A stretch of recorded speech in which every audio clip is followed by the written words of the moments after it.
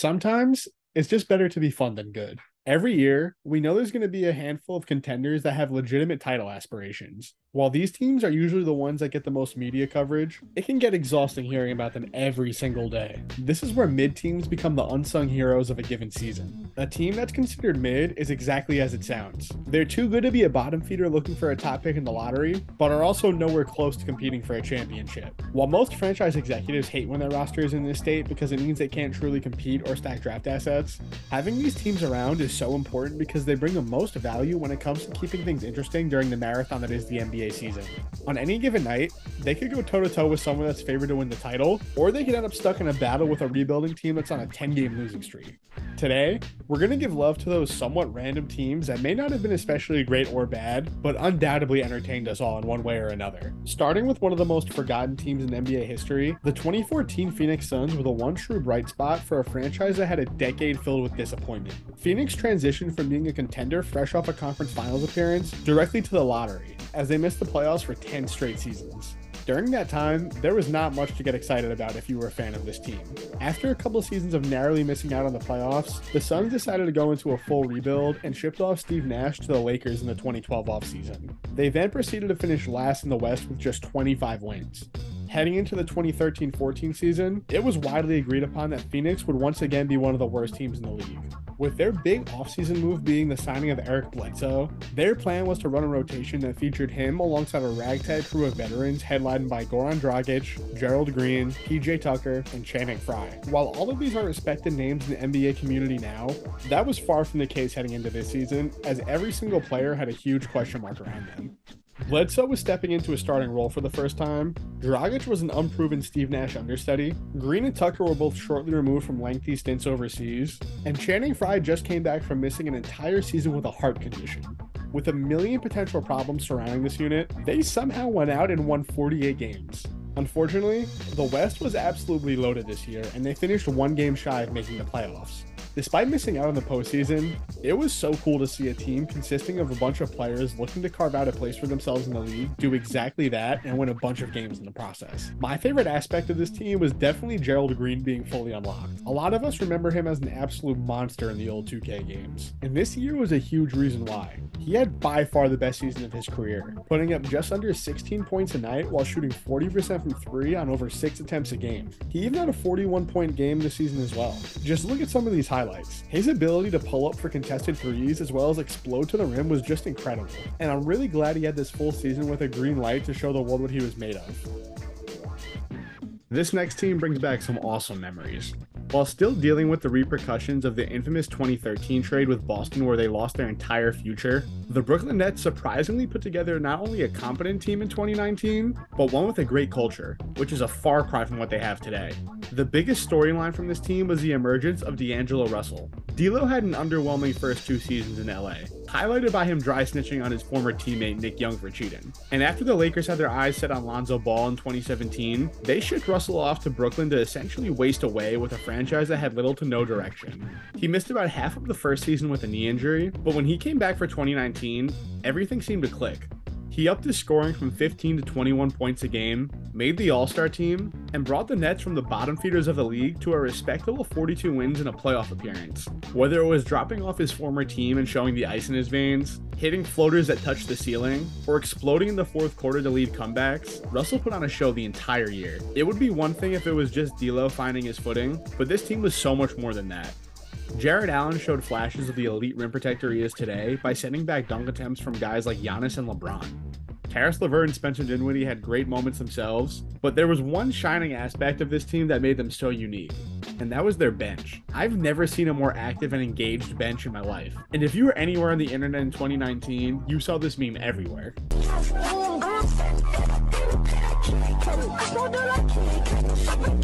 I know this team's ceiling was much lower than what they ended up getting with KD and Kyrie, and that Brooklyn absolutely made the right decision to bring in those guys, but I know a lot of Nets fans who said they had more fun rooting for this 42-win team than their recent era as a title contender.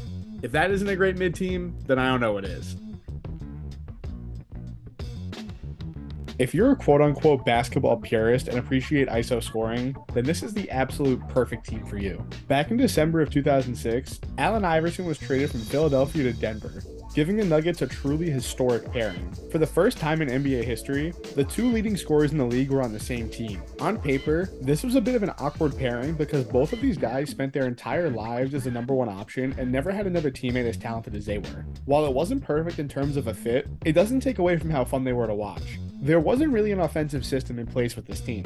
It was pretty much Melo and AI taking turns trying to get a bucket. While a simplistic system like this was bound to get figured out eventually, they still had some moderate success. The duo led the Nuggets to 50 wins in 2008, which was only good for the 8th seed out west due to how good the rest of the conference was. Even though they weren't a serious threat to compete, you couldn't ask for much more in terms of entertainment value. AI and Melo could both explode for 30 plus at a moment's notice, with all of the hezzies, crossovers, and contested shots you could ever ask for.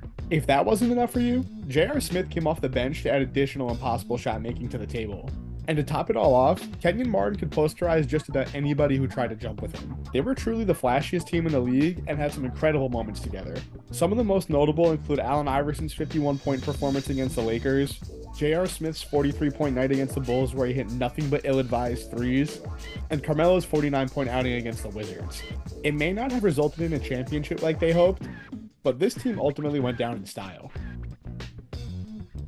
There might not be a better representation of a great mid-team than the John Wall Bradley Beal Washington Wizards, and their 2017 team was a perfect example. There wasn't a single point in this duo's 7 years together where they were seen as a credible threat to actually compete in the East, but that doesn't take away from the fact that they were an extremely scrappy unit with a ton of firepower. Unlike Melo and Iverson, Wall and Beal were a much better fit on paper. John Wall was uber athletic, a great defender, and an elite playmaker who was always looking to get guys involved.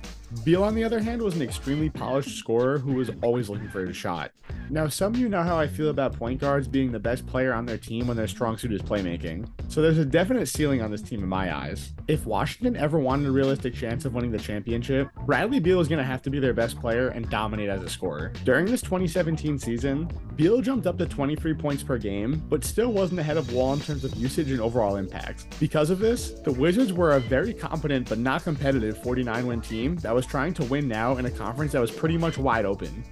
Aside from the Cavs, of course. And with a supporting cast of players that included guys like Markieff Morris, Kelly Oubre, Marcin Gortat, and Otto Porter, this team feared nobody, and you could see it on the court. Whether it was Wall and Beal pulling off crazy highlights, their absolute overtime classic against the Cavs, or their 7-game series against the Celtics that included overtimes, ejections, and game winners, you were always going to be entertained when you watched the Wizards. And considering this was the same year that we already knew who was going to win the championship before the season even started, you really have to appreciate teams like this that help keep things interesting and take our minds off the inevitable.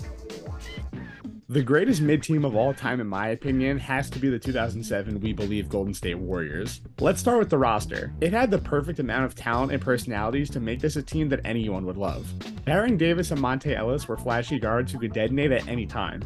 Jason Richardson was one of the most underrated high flyers the NBA has ever seen. And then Steven Jackson and Matt Barnes were gritty wings who helped give the team a hard-nosed mentality. While they were undoubtedly a fun team and a highlight reel factory, it didn't amount to much winning. Throughout their first 61 games, they had a record of just 26-35, which placed them well outside the playoff picture as the 12th seed out west. But then seemingly out of nowhere, they caught fire and rattled off 16 wins in their last 21 games to sneak into the playoffs, where they faced the 67-win Mavericks. Unlike other 8 seeds who usually get disposed of in 4 or 5 games, the Warriors were a matchup nightmare for Dallas. They completely locked up MVP Dirk Nowitzki during this series by throwing smaller and quicker defenders his way instead of the typical slow-footed big men that he was used to, which essentially blew up the entire offense for the Mavs. With their incredible defense as well as Baron Davis and Steven Jackson having the series of their lives, Golden State pulled off arguably the greatest upset in playoff history, winning in 6 games. One of the biggest reasons this team is so well remembered was their incredible crowd. This very well might be the most rabid crowd I've ever seen from an NBA team. It came during a time where the Warriors were a perennial failure and didn't make the playoffs for over a decade. So when they finally made it back, they set Oracle Arena on fire. It clearly overwhelmed Dallas and played a key role in them pulling off the upset, which is something you don't see a lot in the NBA. Even though the Jazz swiftly beat them in 5 games during the conference semis, this team is still one of the most celebrated in NBA history. Not too bad for a team that won just 42 games. And that's all I have for you guys today. Let me know what you think of my list and if I left any teams off. Subscribe for more, and I'll see you guys next time.